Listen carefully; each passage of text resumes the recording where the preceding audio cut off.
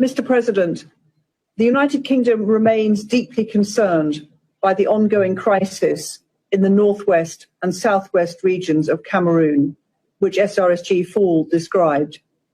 The impacts on civilians continue to be profound. The conflict in this region has driven around 770,000 people from their homes and forced 60,000 people to seek refuge in neighbouring Nigeria.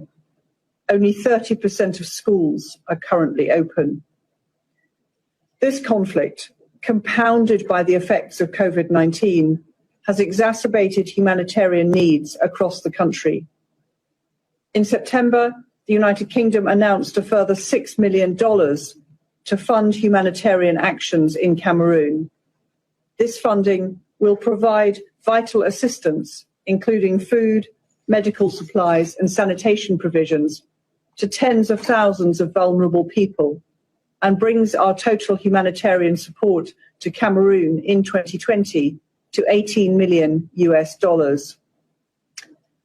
We remain deeply concerned by reports of human rights violations and abuses committed by both security forces and armed separatists in the northwest and southwest regions. Among the many reported acts of violence against civilians, the killing of 7 children by unidentified gunmen in Kumba in October was particularly shocking. We continue to support the Secretary-General's call on armed actors not to attack civilians, and we call for an end to violence and for unhindered humanitarian access. The UK urges respect by all parties for human rights, including freedom of religion, freedom of expression, association and assembly. We continue to urge full cooperation by the Government of Cameroon with the Office of the High Commissioner for Human Rights.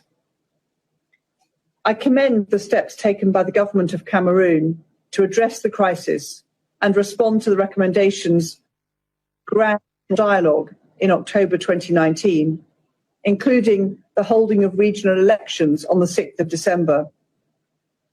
These elections were an important step towards decentralisation.